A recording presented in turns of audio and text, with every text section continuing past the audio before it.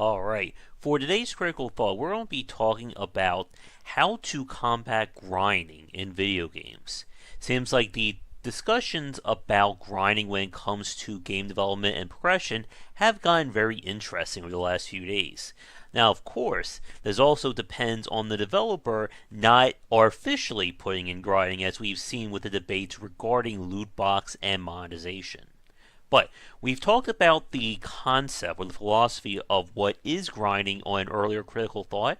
And just to quickly summarize, grinding, in my opinion, is when progression basically comes to a standstill all the way to just one option to go forward. So any other game systems, any other elements in your game essentially don't matter unless you do one specific thing. Now, for many video games, especially those built on MMO-based systems, the level is the absolute basic element there. If your level isn't high enough, you can't do the content or you can't access more quests. And we'll be coming back to that in a few minutes.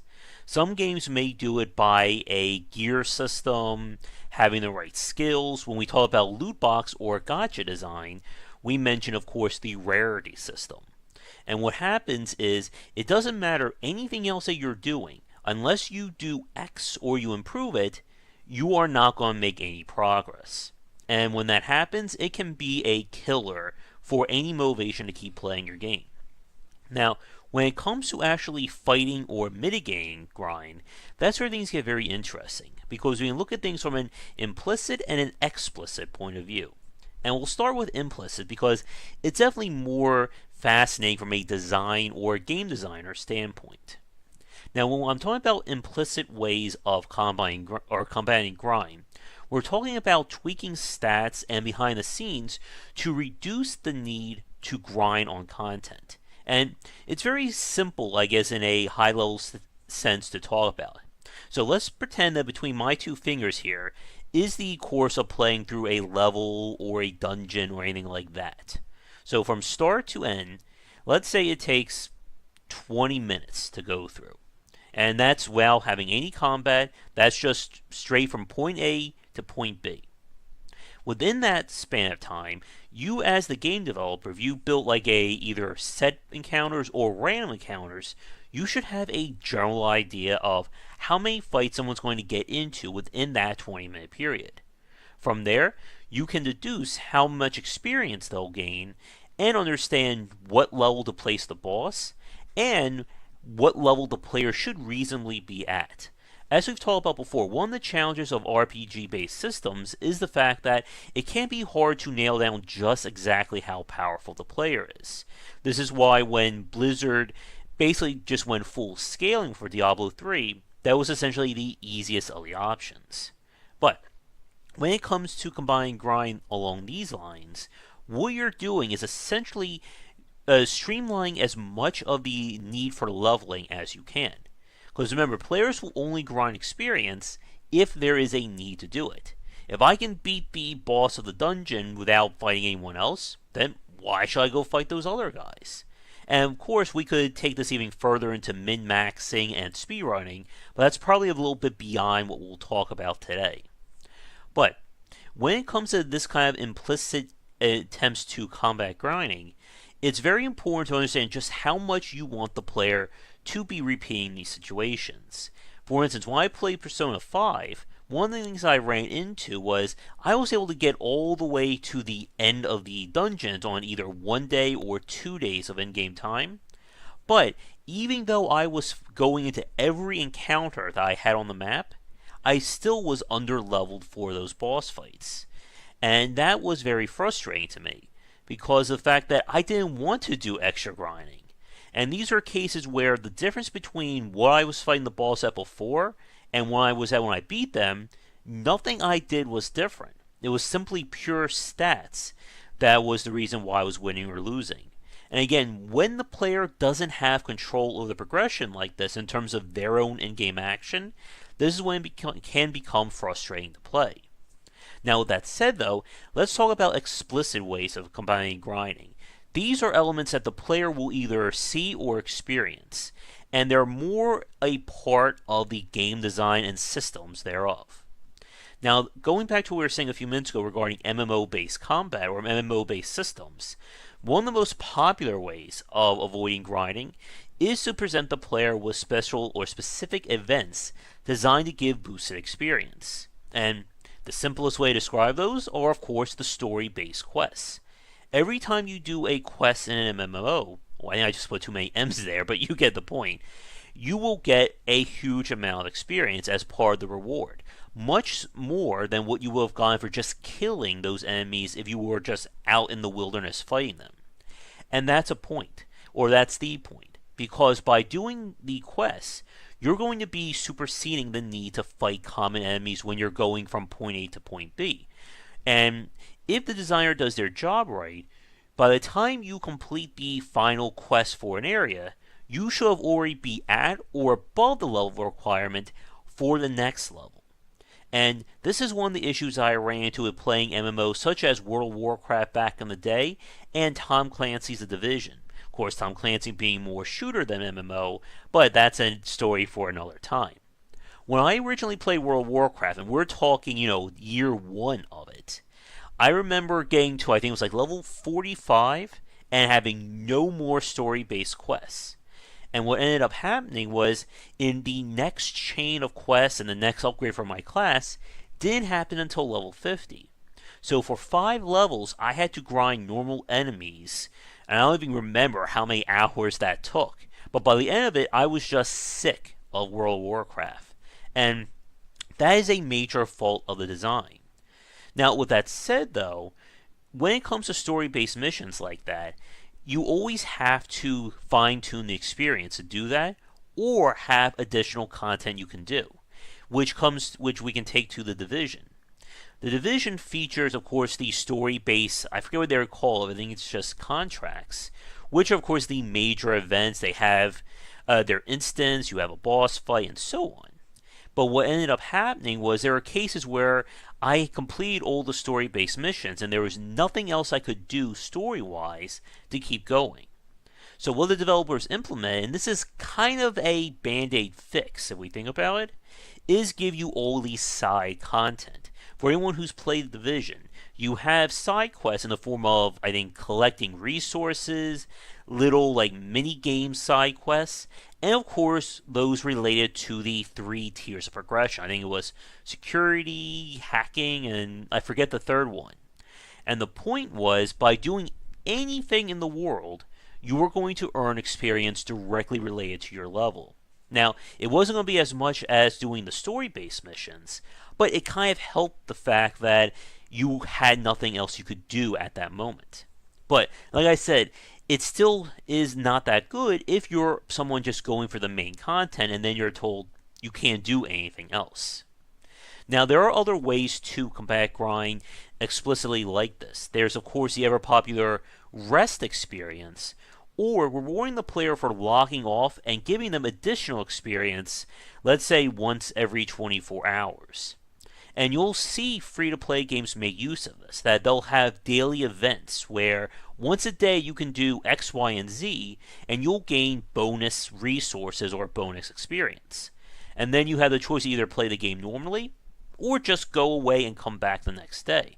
I heard that Destiny 2 is making use of this in sort of like a calendar event system, which each day having its own unique thing. Now the downside, though, goes back to what we were saying when it comes to grinding. If your game is built on multiple resources or multiple areas of progression, if the player is being held behind because of one element, if the game is not explicitly rewarding them for that, then it can feel like we're still grinding, even though there are special events. For instance, in one of the idle games I was looking at on Android, I ran into a situation where I had tons and tons of all the in-game, baubles and resources, but I was still missing the one thing I needed to actually move up and start doing more in-game content. So at this point, it's basically saying that I'm getting all this stuff, but it's worthless. It's kind of like the old adage of being surrounded by the sea and or being surrounded by water in the ocean, but you have nothing to drink. Now, when it comes to other ways of fighting grind like this, you also have to be careful of what happens when the player makes that jump forward. As we've seen, many MMOs have the classic, the real game begins at X. X, of course, being the level cap. And you want to watch what happens when the player gets there. Because many MMO-based games will, I wouldn't say change how things work, but they essentially introduce a new element of grinding and resource management once you hit the max level. One of the most popular ones is the gear rating or GR system. A GR system, as we've talked about before, is the idea of rating whatever equipment the player has, and that determines essentially their standing or power rating. It's a way of having progression without needing to raise the level cap. And both Division, and DC Universe Online made extensive use of this. But the problem was what happened to players who just got to the end game. In DC Universe Online, the game introduces the, again, quote-unquote real game with special raid events and special missions. But you're not allowed to do those missions until you get your GR to the bare minimum. And the only other way to do that is to grind the missions you've already done for the chance of getting the, I forget what their actual resource was called, that you then use to buy the raid level gear. And of course, you can't just buy one piece, you have to buy the entire set. And then when that's done, you then need to hope to get drops in the raids to get higher level gear so you can go on more raids to get more gear, and you get the picture. It's the same thing with the Division. This was one of the major issues with the gear rating system, which we talked about before, but just to quickly go over, you're not changing what the player is doing, you're just impacting stats. But that could easily, we could fill another topic with that one. Now, other ways of fighting grind are also having additional ways of progression. And we can look at this in a simple form of, let's say, a character's level and a character's gear. So, as we've seen, many RPGs will allow the level to hit a certain point, but in the meantime, you can of course collect better gear. Again, a major point of ARPG design is getting higher tier gear, which then will basically last a lot longer. If I get a legendary item at level 5, that's going to last me a lot longer than just a magic item of level 10 or 12. But the point is, there's always going to come to that point where every avenue essentially stops, except for one. And typically this happens at the end game. And another way to combat grind is to introduce ways, or once you know what your end game is like, create subsystems or additional ways to fight that grind or get around it. And to give you an example of this, in Diablo 3, one of the, or as I should say, the only way to progress once you've hit the level cap is of course getting ancient and, legendary, set, and ancient variant tiers of gear.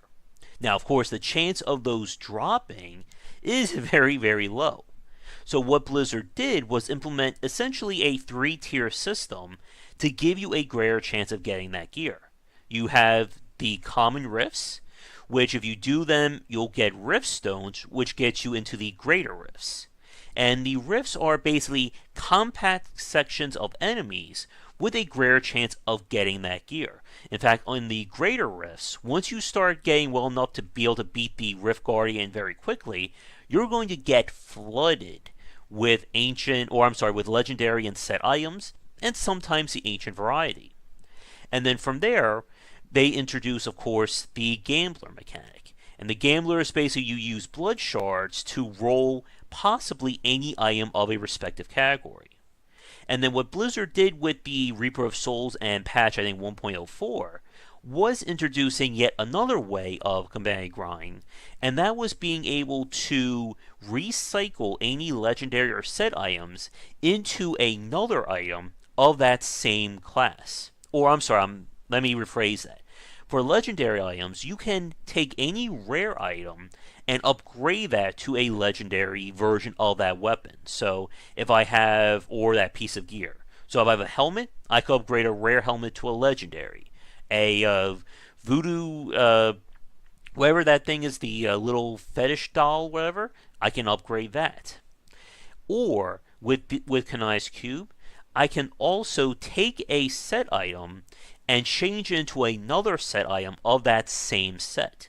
So what that essentially means is, let's say I have 4 of 6 of the set that I want. And when I get another drop, it's a set item of what I already have. Well, if I have the resources, I can then just re-roll that and maybe get either number 5 or number 6 of what I'm looking for. Now, of course, to do all this stuff, it takes a lot of in-game resources.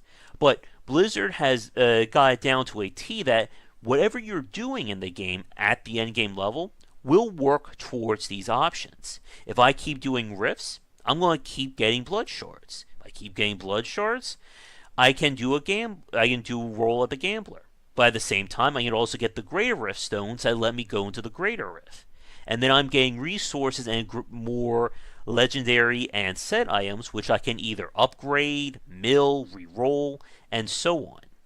Now, with that said, though, it isn't a perfect solution. For myself, I found that it only lasts so long until we once again get back to that issue where I am at, this high up, and the next upgrade maybe will take me, there.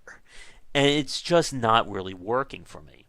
But with that said, we're going to wrap things up here. For those of you watching this from the consumer side, what are some of your favorite ways of reducing or eliminating grind from the games you've played? For designers watching, have you done work on your end in terms of trying to make your gameplay as quickly as possible and eliminating grind wherever you saw it? Let me know in the comments below, but thanks so much for watching. If you'd like to suggest a topic for a future video, definitely let me know. But check back for daily discussions on game design here and on Game Wisdom, where we examine the art and science of games. Thank you so much for watching this video. If you enjoyed it, be sure to like and subscribe to the channel.